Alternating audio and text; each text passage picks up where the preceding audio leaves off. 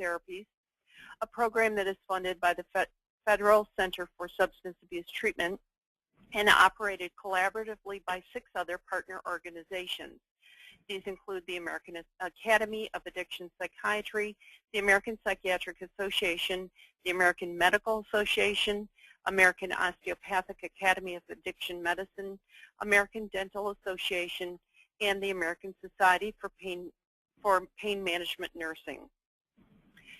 Just a few quick housekeeping notes before we get to today's presentation. In the upper right side of your computer screen, you will see a control panel. In the lower portion of that panel, participants can type in a question or a comment and submit it to the webinar organizers. You can do that at any time during the presentation. We will be reserving about 10 minutes at the end of the presentation for questions and answers. If we are unable to get to all the questions in the allotted time, Dr. Compton has agreed to respond to them in writing. The presentation, the webinar, presentation slides, and the questions and answers will be posted on our website in the near future. Today, Dr. Compton will address treating chronic pain with prescription opioids in the substance abuser, relapse prevention, and management. She will explain how to identify addiction in pain patients on chronic opioid therapy.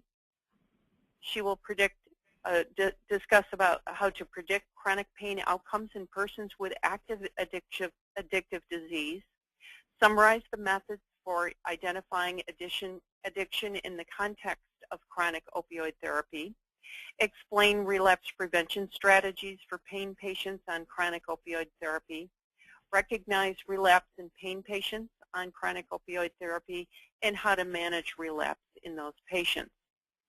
Dr. Compton is Professor and Associate Dean of Academic Affairs at the UCLA School of Nursing.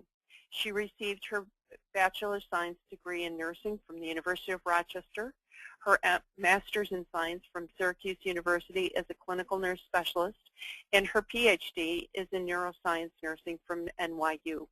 She joined the faculty at UCLA School of Nursing following completion of a postdoc at the interdisciplinary UCLA Drug Abuse Research Center.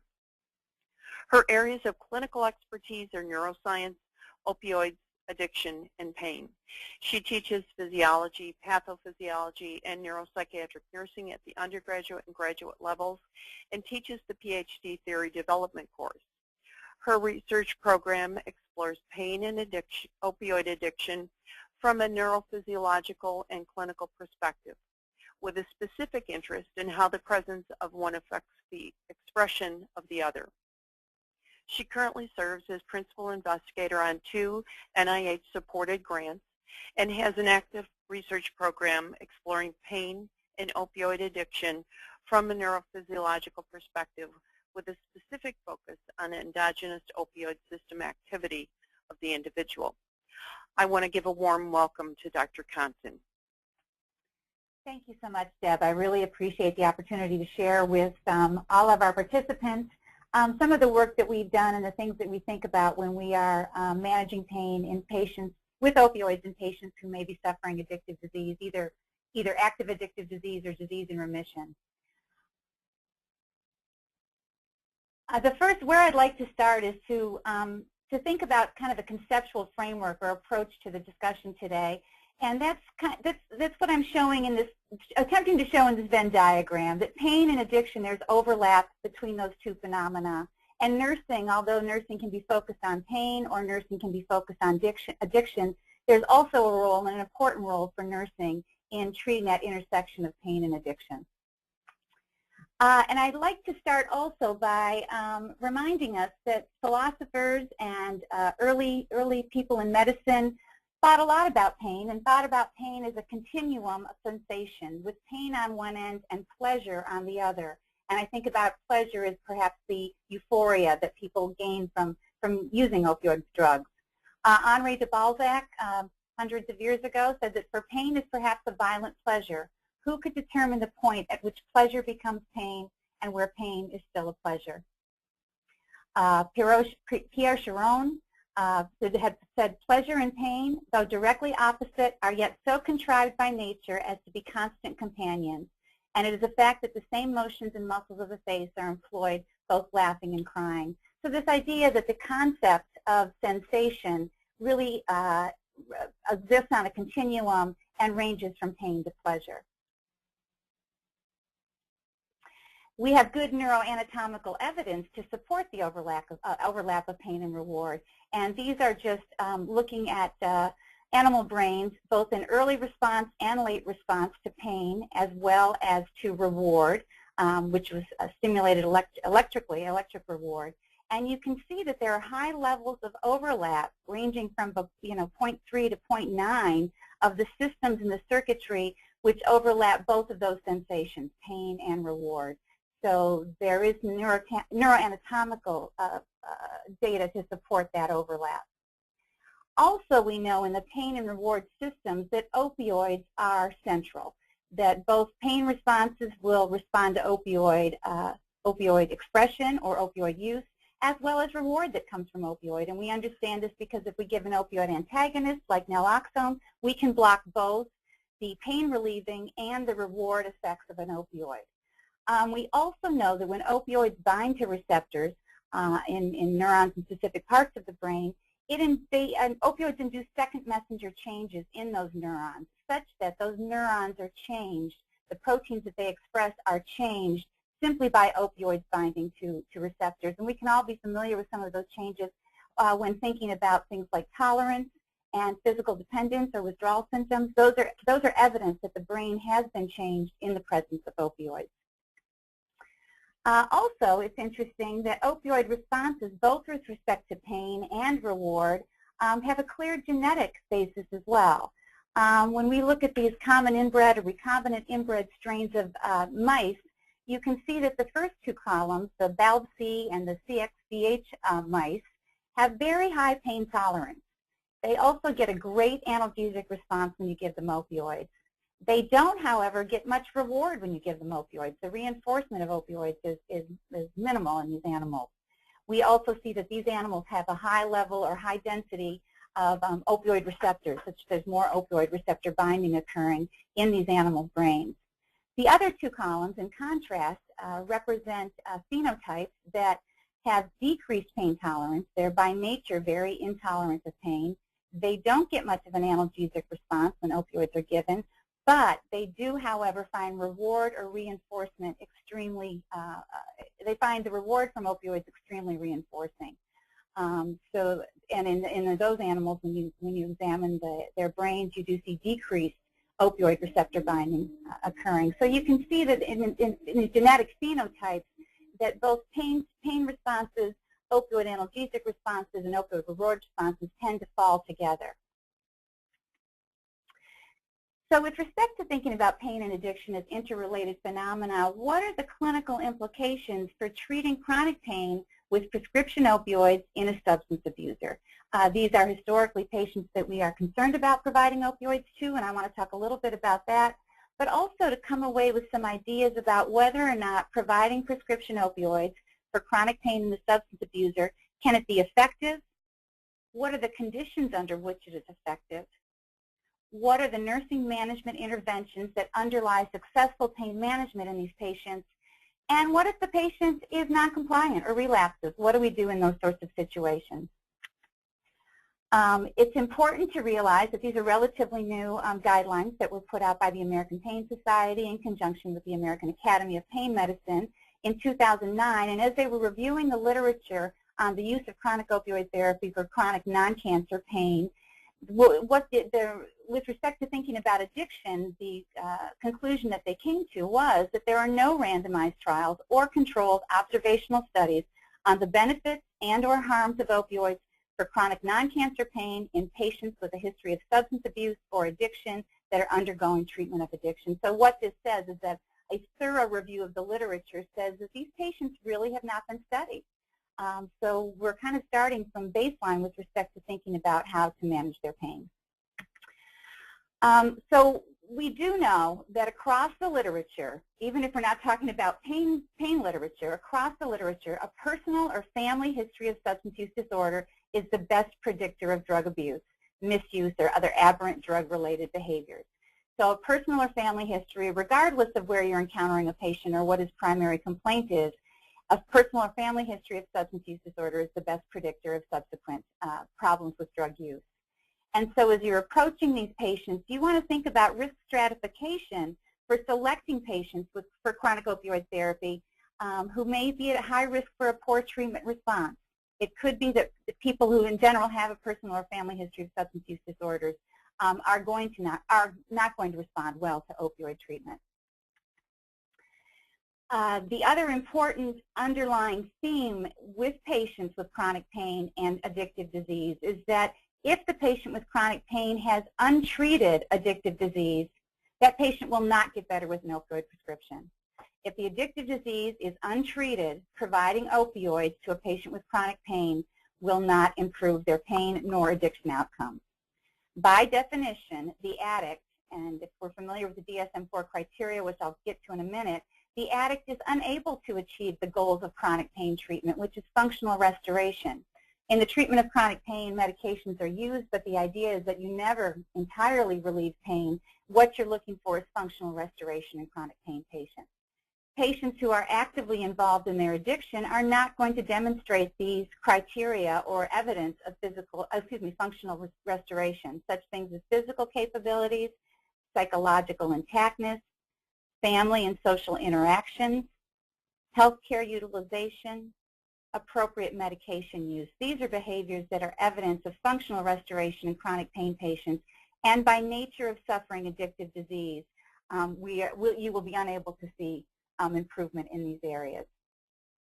And the bottom line there is that patients with active addiction are not good candidates for opioid therapy. Patients with active, untreated addiction are not candidates for opioid therapy. As a reminder, the DSM-4 substance use disorders, the way that we diagnose both in medicine and psychiatry and for reimbursement purposes, categorized as substance abuse or substance dependence. And I won't go through each of the criteria with you all, but I do want to point out that the criteria for substance abuse, which is kind of the lesser of the two disorders, that the criteria are all essentially behavioral in nature.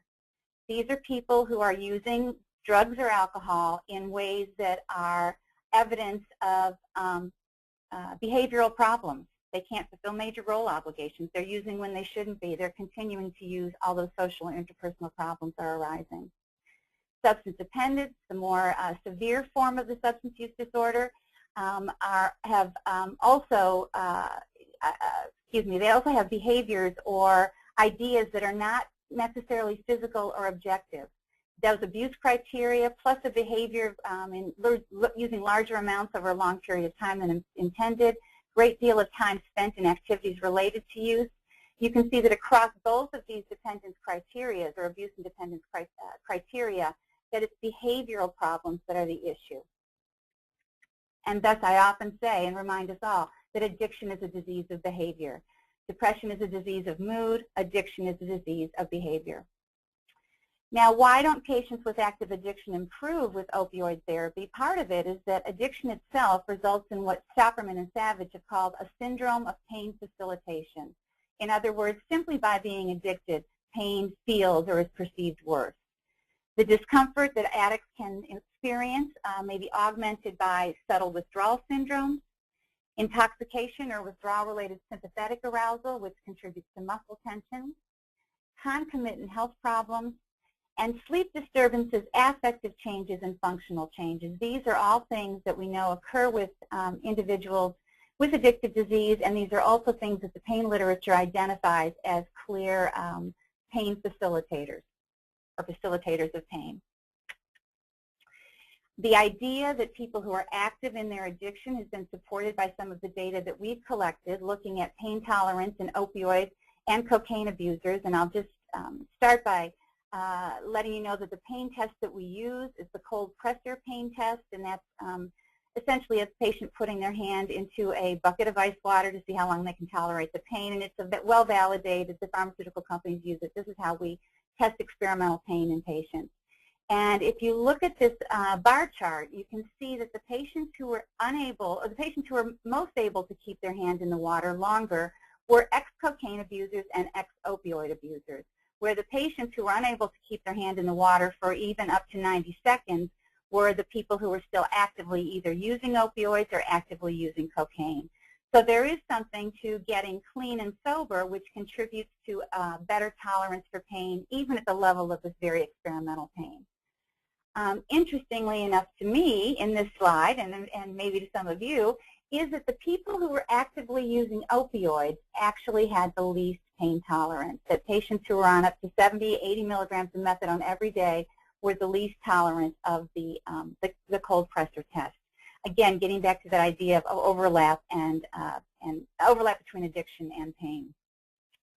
How we kind of try to pull apart addictive disease when looking at patients with chronic pain who are on opioid therapy. I'm going to go over this slide in a little bit greater detail as we get into the management of patients. But what I want to point out is that addictive disease, the actual unimproved functioning or the poor functioning or the poor outcome of addiction in patients with chronic pain on opioid therapy is only one part of the differential. And there are other reasons why opioids may not be improving a patient's pain. Addictive disease is only one of those. Patients with addictive disease that's in remission, if they're in treatment, if they're clean and sober, they've been demonstrated to appropriately and effectively use opioids for the treatment of their chronic pain.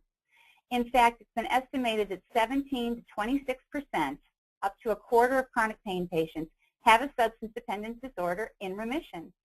Of a random sample of VA patients, 21% of them, as we might expect, had chronic pain and were on opioid therapy, did have a history of substance abuse, but there was no current indication of abuse or dependence in this group of patients. We did a smaller study looking at 52 chronic pain patients on opioid therapy and found that over a quarter of them had a history of addictive disease, 50% had a family history of addictive disease, but none met the diagnostic criteria for a substance use disorder. So in patients whose addictive disease is well treated, in remission, there is good evidence that they can use opioids for the management of their chronic pain responsibly. Thinking about addiction as a chronic disease, getting back to that idea that the best predictor of addictive disease is a history of addictive disease, and that gives us the idea that probably a good way to conceptualize addiction is as a chronic disease. If we think about chronic diseases such as asthma or hypertension or diabetes, we know in those cases there's a pathological basis, known risk factors, predictable course, treatments of known efficacy, characterized by remissions and exacerbations, with an exacerbation could be thought of as a relapse. Same thing with addiction. We do know that there's a pathological basis. We can show the parts of the brain which are disrupted and identify neurotransmitters which are not functioning in normal ways. We know about the risk factors for addiction, family history being a big one, but also such things as early use of substances, starting to use under the age of 15, as well as psychiatric history are clear risk factors for addiction. Addiction has a predictable course, just like diabetes or asthma, that if you do not treat it, patients are going to get worse and ultimately die of that chronic disease. As with the other chronic diseases, addiction, there are treatments of known efficacy. Sometimes when we read about reports of addiction in celebrities and others in the media, there's a perception that patients don't get better with treatment and that treatment doesn't work. As with all chronic diseases, the effective treatment for addiction requires behavioral changes, and as with all of the chronic diseases, the treatment is most successful when it is ongoing. Any chronic disease can be characterized by remissions and exacerbations, and you can see that with a patient who's trying to control their diabetes. In addiction, it's important to remember that these exacerbations of this chronic disease will be evidenced as a relapse. And so a relapse, if thought of as an exacerbation of a chronic disease, reminds us that there are ways that we can manage that exacerbation. We know that relapse is precipitated by certain stressors, chronic pain and depression, and our opioid exposure, which are all things that we need to think about with respect to seeing an exacerbation of that chronic illness. So the goal of treating a substance abuser with chronic pain using prescription opioids is to prevent relapse. Again, that's what we want to try and avoid, keep them in remission of this chronic disease.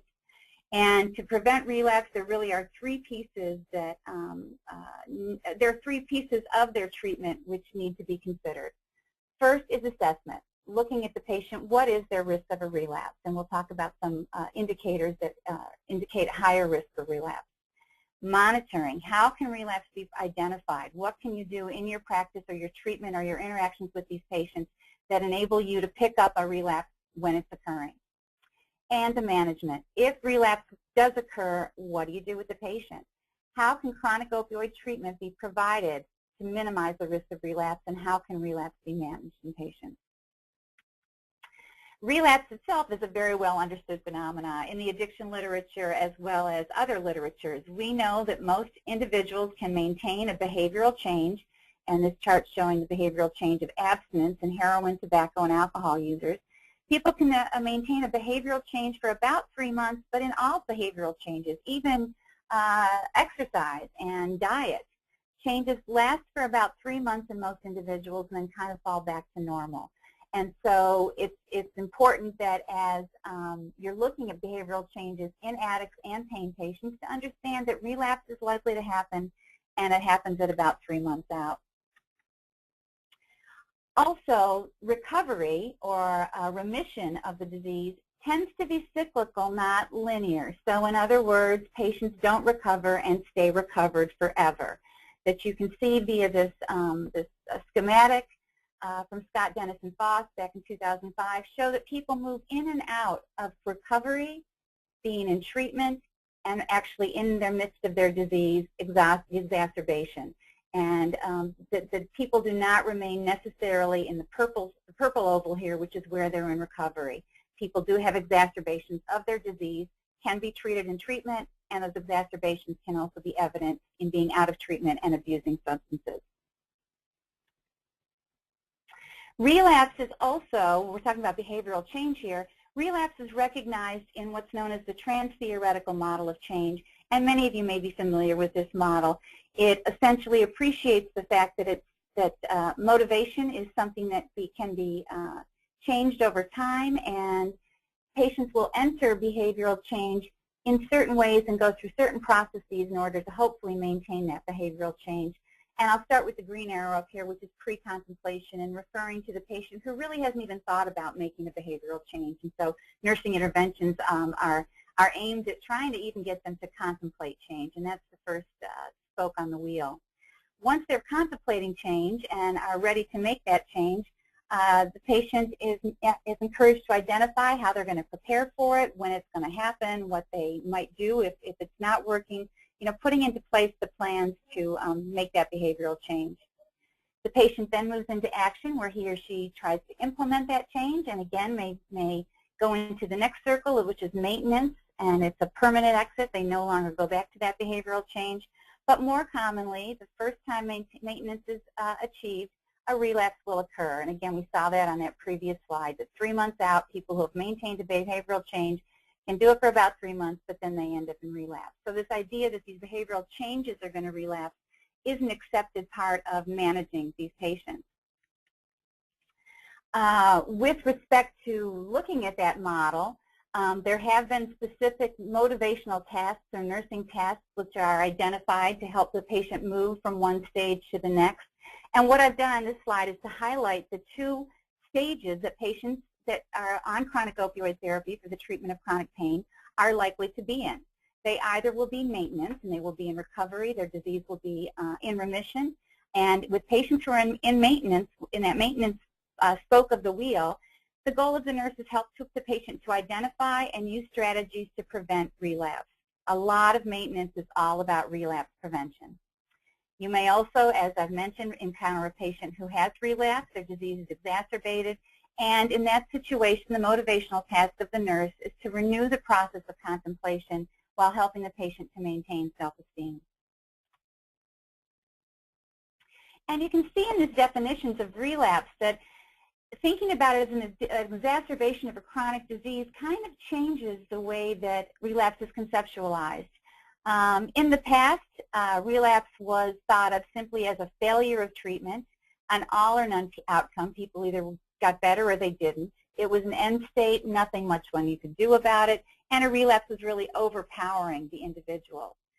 But our more recent ideas about relapse have encouraged nurses to think about it as a fork in the road to change, that it's part of the process, it's a mistake, it's a slip, as you've seen in previous slides. It happens in lots of people about 3 months out, but that relapse can also be considered a useful, beneficial step. It provides an opportunity for both the clinician and the patient to do some learning, to think about how this can be avoided in the future. So the goals of relapse prevention in general are to develop new behaviors. Success is more than not engaging in the unhealthy behavior, but engaging in new behaviors that will prevent or minimize the chance of relapse occurring. Another goal of relapse prevention is for the patient to learn to monitor for signs of vulnerability or relapse, to recognize what are well known in the literature as high-risk situations. The goal with patients is if they can identify those high-risk situations. And number 3, establish strategies to deal with craving, enhance their coping responses, and establish strategies to deal with relapse. And for the pain patient, I would add to those general goals of relapse prevention that you want to see the goal being optimal functioning with appropriate opioid use. That's an additional goal of relapse prevention in treating these patients. High-risk situations, as I mentioned, have been studied for many years, and we know that high-risk situations are similar across behaviors. So alcoholics, smokers, heroin addicts, overeaters, they all share situations which put them at higher risk for relapse. In about half of those cases, the determinants are intrapersonal, so some patients experiencing emotional, physical, psychological states that are uncomfortable or experiencing craving or urges. But about the other 50% are also related to interpersonal determinants. So problems at home, problems at work, stress, social pressure, these also can contribute to relapse occurring. For pain patients, I think it's important to also think about unrelieved pain and opioid withdrawal, both presenting high-risk situations for patients. And so therefore, these are states that we want to make sure that we can avoid in these patients. One of the mnemonics that you see used in treatment is the HALT mnemonic, which stands for hungry, angry, lonely, tired. These, again, are all kinds of affective states that patients can identify as putting them at higher risk for relapse. And so the goal overall is to increase their self-efficacy in these high-risk situations. In general, patients are going to experience high-risk situations, uncomfortable interpersonal or intrapersonal states, and it's important that the patient feels that they have the ability to manage those without relapse occurring. So that first step, helping the patient or working with the patient to identify high-risk situations, it really requires a behavioral assessment of the patient and helping the patient to have an awareness as well as interventional techniques for self-monitoring and direct observation of themselves.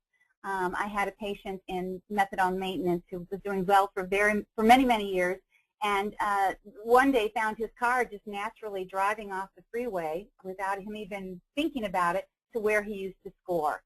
That was the type of behavioral behavior that the patient needed to get some insight into and recognize as putting him into a high-risk situation. And in providing that awareness of problematic behaviors or high-risk situations, it helps to thwart the automaticity of the behavior. These kinds of behaviors can happen almost automatically without the patient thinking about it. And what the goal is to get the patient to think about it and to be able to identify high-risk situations. Also looked in that, when thinking about high-risk situations, it's important to think about the self-efficacy of the patients. How well do they feel they can cope in these high-risk situations? And in your assessment, to review past relapse episodes with the patient and thinking about ways that maybe in the future these can be prevented. Craving has been demonstrated to be a powerful motivator for relapse. Craving is defined as an intense, powerful drive or desire to use. And for the patient, subjectively, it feels very difficult to control. And as I mentioned, it's a common source of relapse. Coping strategies for dealing with craving include things like distraction, actually talking about the craving, putting it out there on the table, active recall of negative consequences. In AA, they'll say play the tape out. consider what's going to happen if you do use, and using positive self-talk. I don't need to do this. I can get through this. I can, I'm able to not use. Distraction, sometimes simply taking a walk, can really help to diffuse craving for patients. So the second piece of relapse prevention is to help the patient enhance coping responses in those high-risk situations. Again, now that the patient can identify those situations as discriminative stimuli, red flags, things that patients can do to avoid those kind of situations. Things patients can do include avoiding the situation, and we all know alcoholics that really have to avoid going into bars or to weddings or places where alcohol will be. Skill training and practice, having the patient think ahead to what's going to happen when they are offered alcohol at a party or cocaine at a club, and to think about what will actually happen if the relapse occurs. Other things that can enhance coping responses are those things we know can enhance coping responses across situations. Relaxation training, stress management, lifestyle balance, which is important in these patients because they need to develop all new behaviors, or very many new behaviors, and to treat psychiatric disorders. These are all things that can be done to help enhance their coping when those high-risk situations do arise. If the patient does relapse, they have a lapse, they use again, the important intervention at this point is to try and prevent that lapse from turning into a full-blown relapse. Full-blown relapse results most typically in loss from treatment. So people can lapse, but the idea is that if we can keep that lapse from turning into a full-blown relapse, much of the damage has not been done. One of the things that is frequently done in relapse prevention is for the clinician to develop with the patient a relapse contract. And in that contract, although it's not legally binding, it does put out ideas about the fact that there are ways that stops can be put in place for a lapse not to continue into a full-blown relapse, and those can be identified and written down in black and white. To minimize the extent of a lapse, you can also try and help the patient balance those positive outcome expectancies, immediate gratification, with the delayed effects of that lapse if it does turn into a relapse. And also it's important to help the patient do some cognitive restructuring at this point and to avoid what's known as the abstinence violation effect. And I frequently use the example that we all know the abstinence violation effect. If you are on a diet and trying to avoid potato chips, and you open the bag of potato chips and have 1 or 2 potato chips, you decide that, well, since I've had 1 or 2, I'll finish the bag. And that happens frequently with a lapse turning into a relapse. Now that I've broken the rules, I'm just going to go crazy, and that's when patients get into trouble. So in the relapse process, and what you're hoping to either avoid or have happen in a high-risk situation, the idea is that patients will have adequate coping responses, have an increased sense of self-efficacy, and that will decrease the probability of the relapse. If the patient, on the other hand, has not developed any coping responses and does not feel that they have the power to handle those high-risk situations, you can see an initial lapse, which may turn into a full-blown relapse. Relapse analysis is something that can be done with the patient after a relapse occurs, when the patient has been able to remain clean and sober for a period of time. So when a relapse occurs, it's important to analyze what happened and how did the patient feel, what brought him or her to that place of a lapse occurring. And the importance of framing the relapse as a learning experience. What can we learn from this? What can we do different so that a relapse does not occur again? So, again, preventing relapse is a key goal of treating these substance abusers with chronic pain, and we've looked at assessment. Now, how about monitoring? How can relapse be identified? In assessing for relapse, it's important to first look at the risk for relapse. What is the status of their disease? Is the disease in remission? Number one, yes, and if it is, you can consider opioid therapy. But what's the status of that remission? How long has the patient been in recovery? What types of drugs were abused? Was alcohol a problem, or were opioids actually the drug that was a problem for these patients? What are current stressors that might precipitate a relapse? What's going on at home? What's going on psychiatrically? What are some of the current protective factors that a patient has against relapse? Are they still going to treatment? Do they have a supportive family? And how stable does the patient, him or herself, feel in recovery? And that can be kind of drawn out in a relapse contract to help the patient perhaps feel more stable in using opioids. What we know about the correlates of analgesic abuse in chronic pain patients with a history of addiction is that the absence of family support, lack of 12-step involvement, recent history of polysubstance abuse, previous history of chronic opioid therapy, and a failure in improvement of pain symptoms are all correlates, known correlates of abuse in chronic pain patients. To monitor for the emergence of relapse, like constipation and sedation, which are common side effects of opioids, behaviors consistent with relapse must be assessed as a potential medication-related adverse event.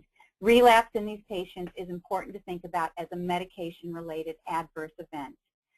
Evidence of addiction in patients on opioid therapy include adverse consequences associated with the opioid use, loss of control over opioid use, preoccupation with obtaining opioids, and a decline in function. So in patients who are taking opioids for a prescribed condition, these are some of the indicators that they are having difficulty using their opioids appropriately. So it's important to be monitoring their medication use behaviors. It's from those behaviors that addiction can be identified. So objective evidence of medication use becomes important in that monitoring process. Treatment contract or medication agreements can be helpful in this process, as well as monitoring urine for evidence of drug use. Contracts are relatively commonly used, fortunately, these days in chronic pain practice. And basically these contracts, again, although not legally binding, do lay out in black and white behavior guidelines for the patient, such that it can be demonstrated, that it can be observed easily that there is evidence that the patient is having difficulty adhering to the prescribed medication regime. So in that contract, you're going to be outlining the inappropriate or aberrant medication use behaviors. As I mentioned previously, though, even though patients may not behave as appropriately with these with opioids, it's not a specific indicator of relapse to addictive disease. For patients with a history of substance abuse, it's important to emphasize the urine toxicology, add engagement and recovery efforts into the treatment plan, put controls in place with respect to opioid access, and adding a relapse plan. So for the opioid treatment contract specific to a patient who has a history of substance abuse, it's important in that contract to emphasize urine toxicology, the expectation that the patient continue to engage in recovery efforts, and that may be going to one 12-step meeting a week, that there are controls put in place with respect to opioid access, so prescriptions may be written in smaller amounts or dispensed by a pharmacy, and in that care plan, in that contract, a relapse plan is developed. Medication misuse in patients, predictors or correlates of medication misuse in these patients is evidence of noncompliance, lying about drug use, emotional and psychiatric issues, poor medication response, signs of drug misuse, and erratic appointment patterns. These are all common and agreed upon indicators or predictors of medication misuse in pain patients. So as you're monitoring for relapse, it's important to think about these assessment criteria. Medication misuse does not equal addiction. In a recent study by Haraharan, 17% of opiate contracts were canceled by a physician for this idea that the patient was misusing the medication, but only 5% of those cases were due to actually abuse of prescription opioids. So opioid addiction was perhaps only an issue in 5% of the patients. More recent study that we did looking at 28%, looking at patients who were discharged from pain treatment because of medication misuse behaviors, we found that the 28% that were discharged, only 8% were due to the misuse of opioids specifically. So again, opioid addiction was not a common reason for medication misuse behaviors. Only 1/3 of those discharged from pain treatment based on these statistics were actually misusing or abusing opioids. So getting back to a slide that we looked at briefly at the beginning of this talk, with problematic prescription opioid use, when it is detected, it's important for a couple of things to happen. The first being that a detailed pain workup occur, and regardless if more pain can be identified, that the patient's opioid dose should be increased. If a patient's complaining of pain, the proper response is to listen to their complaint of pain, and provide more opioids. Providing more opioids to this patient really provides the litmus test of determining whether or not addiction may occur. If you give opioids and the patients start to do better and they're not toxic on the opioids, then you know that addiction is not a problem. They may have a therapeutic dependence, which provides is an indicator of an anxiety disorder and therefore want to keep a lot of medication around. And they may also have been using or demonstrating problematic prescription opioid use because of pseudo-addiction. And that's a situation where the patient, because they're not getting enough pain relief, will go to the dentist and the ER and to other sources to obtain opioids, so look drug seeking. If you increase the opioid dose, so and the patient doesn't do better, their functioning does not improve, and they're using to the point of toxicity, then it's important to consider an opioid taper, because in other words, these opioids are not helping the patient to achieve the goals of chronic pain treatment. By decreasing the opioids and tapering them off, it may help the patient who actually had a type of pain that was not going to be responsive to opioids. But if you have difficulty tapering the patient off opioids, addictive disease is something to consider. There are certain characteristics of the pain and analgesic response in addictive disease. It's different from some of the other differentials that might be considered in patients who are appear to be opioid seeking, and I'll just focus on the pink bar at the bottom. Patients who have addictive disease, the nature of their pain tends to be diffuse. They may complain of some hyperalgesia, which we believe may be related to an opioid-induced hyperalgesia in patients who are taking opioids. The pain tends to be ongoing. If you provide opioids, the pain does not get better, the pain worsens. Functional restoration is not appreciated. And addiction, it's more likely that the patient will have used short-acting opioids. Okay, so the management of these patients has to include supporting their recovery. And to support their recovery, you're going to be doing regular and thoughtful urine toxicology. Unfortunately, in practice, many clinicians collect the urine but never really go back to look at what the results were or to discuss with the patient what the results were. An ongoing assessment of substance abuse treatment, make sure that they are still engaged in recovery efforts. Ongoing assessment and management of psychiatric disorders. Again, untreated psychiatric disease is a complicator of treating addiction.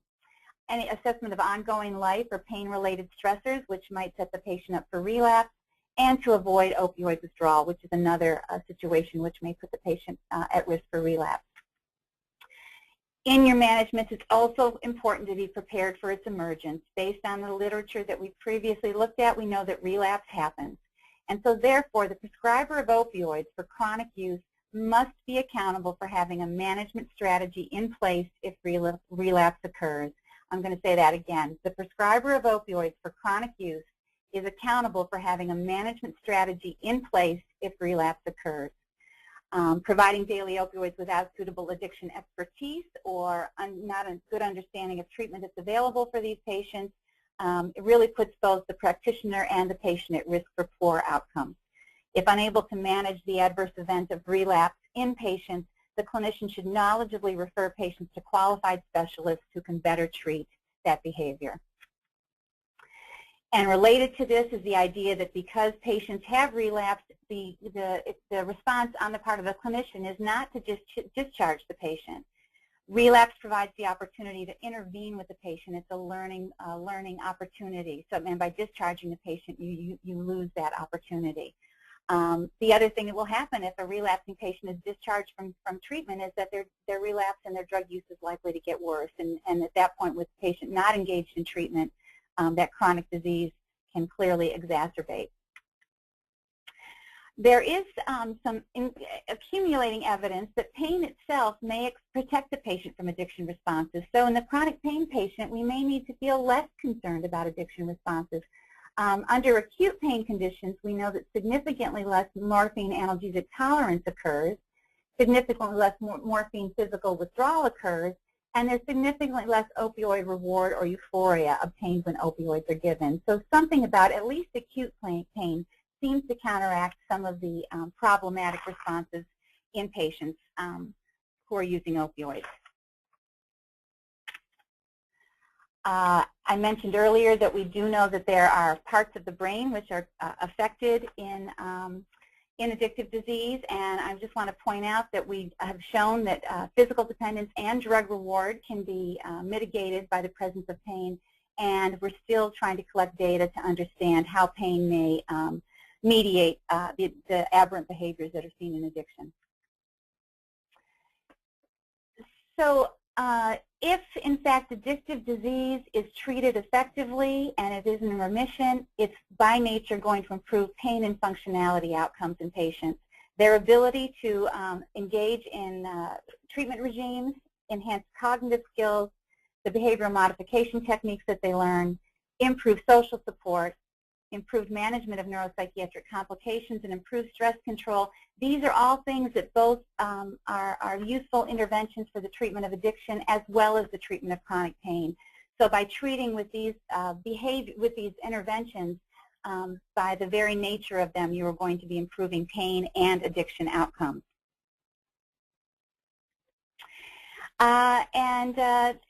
Just again to remind us about the overlap and the conceptual framework that I'm starting from and considering the overlap of a pain and addiction, and to talk about some other settings in which nurses may encounter pain and addiction other than perhaps the chronic pain clinic. Addiction clinics is another place where patients are seen, the high proportion of patients are seen with chronic pain. The postoperative units and emergency rooms are also places where nurses are likely to encounter patients who have both addiction and pain occurring. So these interventions that are important for chronic disease management are also helpful for the management of the chronic disease of addiction. Motivational interviewing, cognitive behavioral therapy, psychiatric assessment, stress management, and functional assessment. Again, interventions that work both with chronic pain and addiction outcomes. And to remind us what specifically nursing brings to the field of pain and chemical dependency, nurses by nature are looking at complex and holistic perspectives of the patient. We don't look at the patient with addiction and pain simply as an addiction patient or as a pain patient. Nurses, because of the way that we approach humans and the way we approach illness, will look at the patient with respect to the overlap and how it's presenting in that patient. Nurses are bringing a growing literature to the overlap of pain and addiction because, again, I think this is an intersection of problems that are uniquely presented to nurses. The presence of overlap of pain and addiction across clinical settings indicates that nurses can be managers and intervene with the disease in many places where they may practice.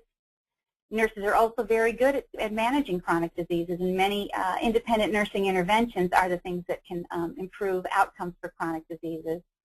And many of those types of interventions are independent nursing interventions. They're ways of talking to patients so that a physician not necessarily get involved in some of the interventions that will be very helpful to these patients. And probably the final important role I think nurses can play in patients with pain and addiction is a role of patient advocacy, that there are many reasons that a patient may be misusing their medication, and that addiction is not a disease, if it's in remission, that should preclude opioid pain management. So with that, I'll close and look forward to reading and hearing your questions. I'll also let you know that I do have 3 other slides attached to the end of this presentation which get into more detail about relapse analysis topics, as well as how to use urine toxicology in treatment. Thank you. Thank you, Peggy, for an excellent and informative presentation. I do have one question that I will pitch out, but I'll also field the response to it to give you a little time to breathe between presentation. So we had a question come in of, gee, this is a really important topic, and someone who's going to be taking the CARN and advanced practice exam, and says, for sure this will probably be on the test. So as with students when we're teaching, they're like, is this going to be on the test? Yep. So I think certainly we can't convey specifically what information is on the certification exam, but I think what Dr. Compton has really pointed out is that we have a growing population of patients with dual problems of pain and chemical dependency, and it really does bring this major dilemma to the forefront of clinical nursing practice in general, and in the role of the addiction specialist and the pain management specialist in particular. So I hope that you are paying good attention, and as Monica has also related through this, is that the handouts will be available on our website, and so if you missed anything, you always have the opportunity to go back and look at the slides. So let me turn to another question that came in, and thank you for asking that question about certification. So I have a comment and a greeting from someone who is a UCLA alum from 1998 from the FMP program, and relays that you have not changed in your looks like you did when you graduated from UCLA. So we'll ask you to do another session on how do you maintain that. But the question that came in is 12-step programs are widely encouraged and incorporated into treatment and intervention strategies. Long-term data look at continued sobriety among successful participants. What about non-12-step patients who remain sober? And the question is, in addition, do you think the data are skewed on 12-step programs? I think that's a really good question. It's absolutely true that anytime a 12-step program is integrated with general drug treatment or addiction treatment, regardless of what that looks like, patients do better. Now, of course, those patients may be self-selecting to attend 12-step, and so those are patients who are setting themselves up for success. But one of the issues with 12-step programs is that it's very difficult to study them. Because of the anonymous nature of participation, it's difficult to get great data. But in my previous discussion about ensuring that the patient maintains activity and recovery efforts while they're receiving pain treatment, 12-step is only one type of recovery effort that I think is out there and available and helpful. But sometimes seeing a therapist, once a month is a way to help maintain their recovery and continue to think about their treatment. Sometimes people, via religious organizations and other sorts of support groups can indicate to the clinician that they are engaged in the recovery process. So 12-step can be very helpful, but it's not for everyone, and it's not the only indicator that patients are engaged in recovery. Good. Another question, could you make a concurrent treatment intervention of detox and substance abuse treatment and initiation of opioid treatment for acute pain? And this this was one of the questions personally I had is, so how do we treat pain with people who are in active addiction? In acute situations, the pain needs to be controlled. I think there's no doubt about that. If someone has acute pain and it's clear that pain is occurring, it's unethical not to provide opioids because they have that history of substance abuse or are currently current or in remission. I think that what I'm really focusing on in this discussion is chronic pain management, where we know that opioid use will be ongoing and that the pain is a chronic disease which needs to be managed over time. So I don't want to suggest that in acute settings of pain that opioids should be avoided in these patients. If anything, in any effort to develop a therapeutic relationship with these patients, opioids should be provided so that they are not experiencing pain. But it's in the chronic situation where you're dealing with a couple of chronic diseases, addiction and pain, that if the addiction is not in control, the pain's not going to get any better. Great, thanks. Another question has to do with the terminology of the use of the word contract for patient opioid contract versus perhaps other newer terminology of a patient opioid agreement. Could you speak to that? I could, and I appreciate that comment, because I do think that agreement, the word agreement, reflects more of a patient input into the agreement, as well as maybe less of a punitive approach. So the word contracts I was kind of using interchangeably with suggestions or guidelines or those types of descriptors. But it doesn't mean that I think that the word contract should be reflected in kind of the nature of the document. I think an agreement really, the word agreement really reflects a partnership between the patient and the clinician. And again, everything that we've kind of discussed in how to manage these patients really speaks to a good relationship partnership between the clinician and the patient. Mm-hmm. So my use of the word contract, although limiting, does not reflect the fact that I think agreement may be, in fact, a better word to use. Okay.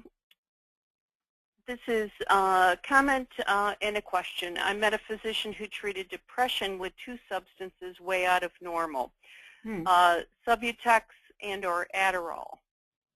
What are your thoughts? Well, Subutex, I know, were these patients with a history of addictive disease?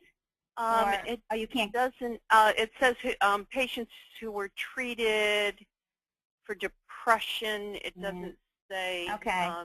Well, I do know that Subutex is being increasingly used with patients who have both addiction and chronic pain.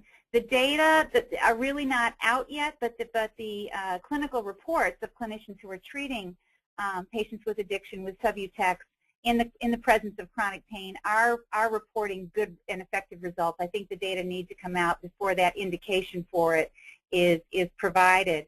The use of Adderall, I'm less familiar with. I certainly don't know that it's used in cases of depression necessarily. I mean, there are clinicians who do or who have used stimulants to treat depression, but the evidence base out there at this point in time is that stimulants are not the drugs of choice for the treatment of depression.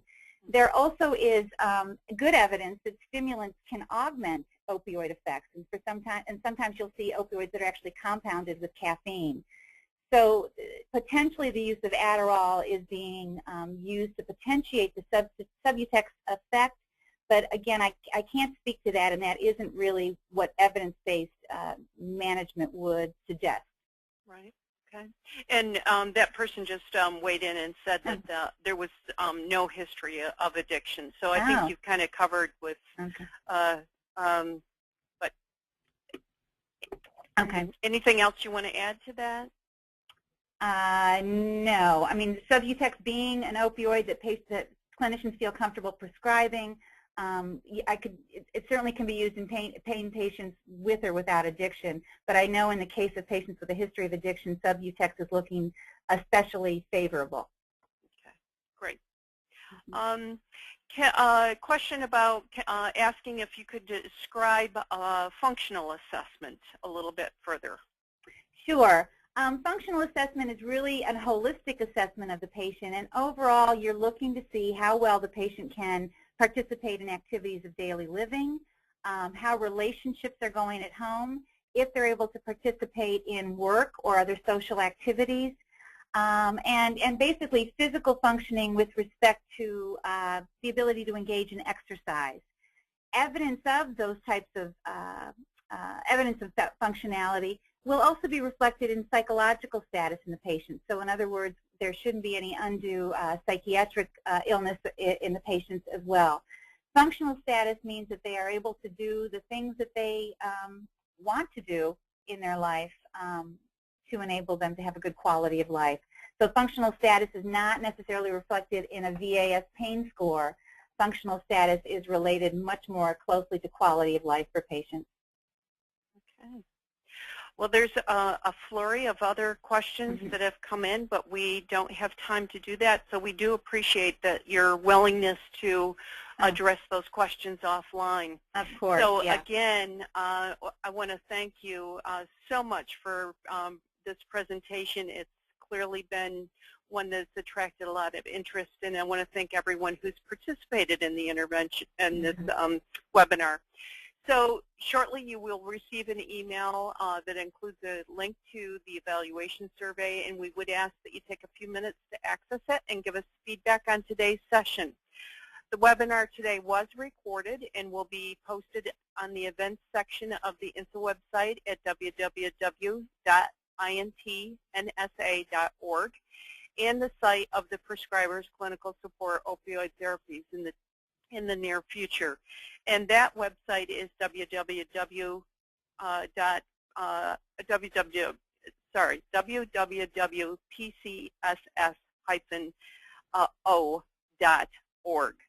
And there's a link to that website on the INSA website as well. Calendar of upcoming events and helpful clinical resources are available on that website as well. So we hope that you will join us for upcoming webinars, and again, thank you so much for attending.